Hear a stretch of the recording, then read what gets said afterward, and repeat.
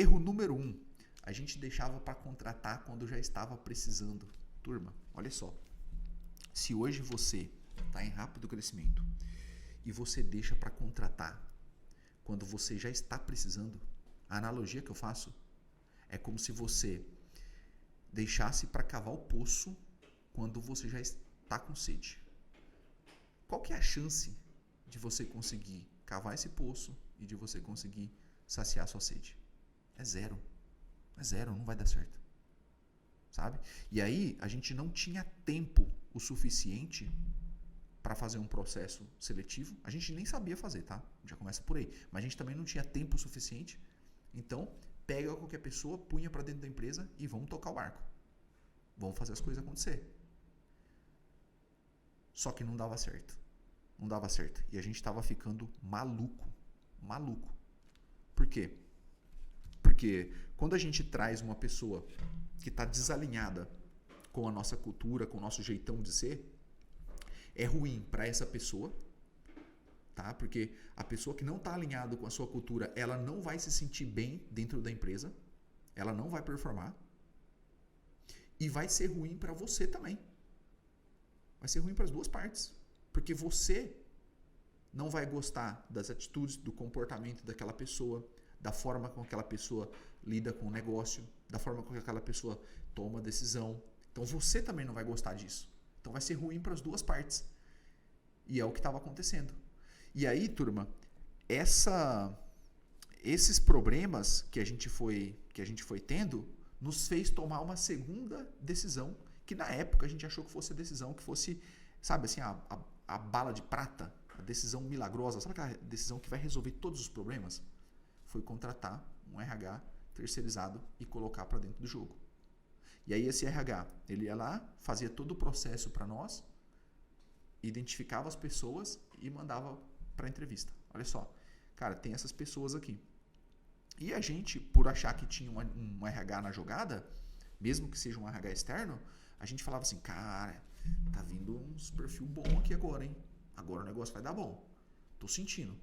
Só porque tem um RH que está fazendo todo o processo para nós.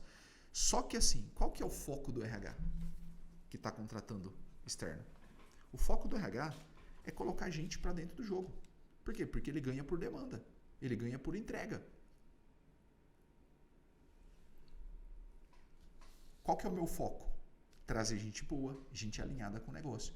Só que esse RH, ele nunca chegou na gente e falou assim, cara, vamos lá, qual que é a sua cultura? Qual que é a sua cultura? Descreve aqui qual que é a sua cultura, para a gente poder buscar pessoas alinhadas com essa cultura. A gente nunca teve essa conversa. Aí a pergunta que eu te faço é, se você hoje está utilizando um RH para trazer gente para dentro da sua empresa, a pergunta que eu te faço é, esse RH, ele sabe qual é a sua cultura? Você já perguntou para esse RH, vem cá, deixa eu conversar com você, qual que é a minha cultura? Você sabe qual que é a minha cultura? Como que você traz essas pessoas aí? Alinhado com o quê? Porque, turma, aqui está a chave para você conseguir resolver esses problemas. Tá? Não adianta você trazer qualquer pessoa. Você cheira o sovaco do cara lá na rua e taca ele para dentro do negócio. Não adianta, não funciona. Não funciona. E o problema é que quando a gente está em rápido crescimento, a gente não tem tempo. Não tem muito tempo. Você precisa crescer, você precisa, já vendeu, precisa entregar, precisa se organizar. E aí, cada vez mais, você passa a trabalhar de forma reativa. O que é trabalhar de forma reativa? Você está reagindo aos problemas do dia a dia. Você não está pensando, não está parando, planejando, definindo. Não, você está só reagindo. O que é reagir? Contratamos o cara hoje de manhã. À tarde o cara pediu demissão. Contratamos um cara hoje. Amanhã a gente tem que demitir o cara embora. E você vai reagindo aos problemas.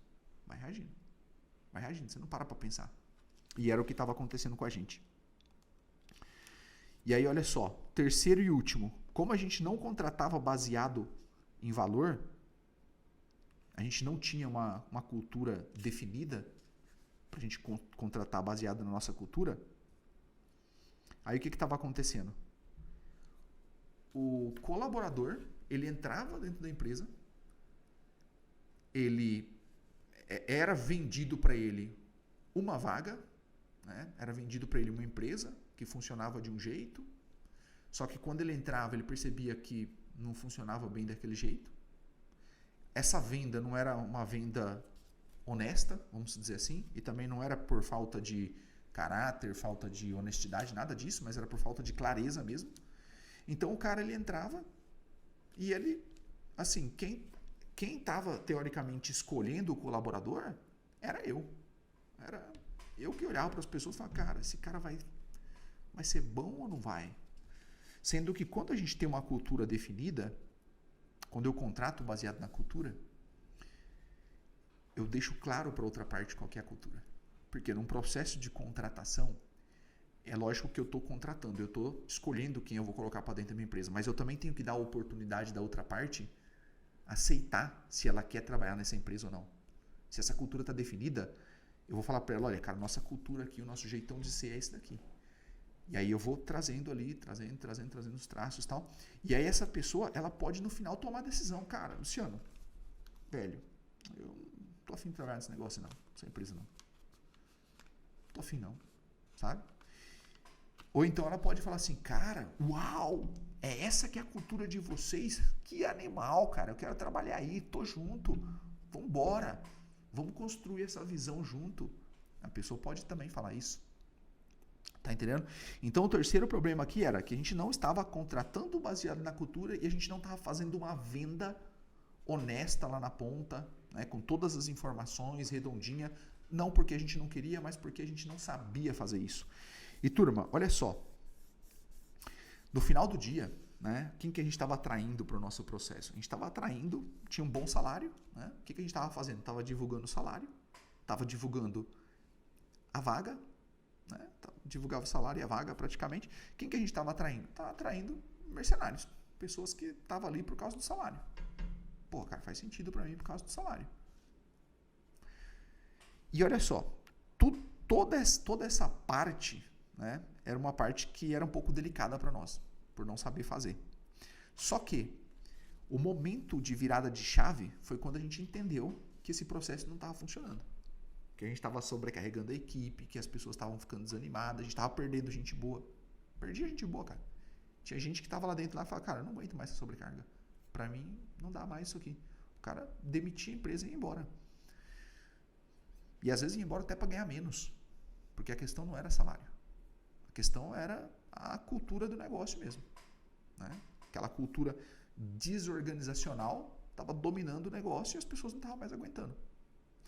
E olha só, qual que foi o ponto de virada nosso? Nosso ponto de virada foi quando a gente entendeu que a gente precisava melhorar o nosso processo de recrutamento e seleção. E quando a gente entendeu isso, a gente começou a fazer um trabalho de cultura, definimos a cultura e depois a gente foi definir o processo nosso de contratação. A gente foi fazer lá desenhar todo um funil de contratação. E o que eu quero compartilhar com vocês aqui que virou o nosso jogo, tá? Em um processo de contratação, eu não posso só estar vendendo a vaga de emprego, mas eu tenho que estar vendendo também a empresa, sabe? Eu tenho que estar vendendo a empresa. Pô, cara, empresa trabalha nessa área, nesse ramo de segmento tal, a gente está construindo, né, essa visão aqui, estamos indo para tal direção, aqui a gente tem muitas oportunidades, nós buscamos fincar nossa bandeira nesse mercado, buscamos essa posição regional. Então a gente está vendendo a nossa empresa para as pessoas.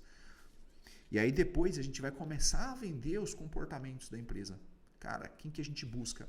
A gente quer pessoas que queiram crescer na vida, que têm sangue nos olhos, pessoas que têm braço forte para trabalhar, para entregar resultado, que não se preocupa em ter que trabalhar um pouquinho a mais ali depois das 18 horas. Por quê? Porque era a nossa realidade. Às vezes a gente estava dentro de um cliente que não tinha como sair às 18 horas. Então a gente ficava até um pouco mais tarde. E a gente ia vendendo todos aqueles comportamentos que a gente buscava, sabe? Pessoas que se desenvolvem, que gostam de desse processo, que faz curso, e aí a gente colocava lá tudo. A gente ia vendendo todos os comportamentos que a gente de fato precisava naquela vaga. Depois, turma, a gente começava a vender o quê? Os ganhos que as pessoas iriam ter em entrar dentro da nossa empresa. Olha, cara, é uma empresa que investe no colaborador também, você vai fazendo parte do nosso time, você vai poder crescer, você vai poder se desenvolver, você vai estar no meio de um ambiente com pessoas que se desenvolvem, com pessoas também que estão crescendo, e a gente ia vendendo, sabe? E aí a gente colocava quais são as interações que as pessoas teriam com o time. Então a gente criava todo um storytelling. Você percebe que você não vai vender só a vaga, só falar de salário.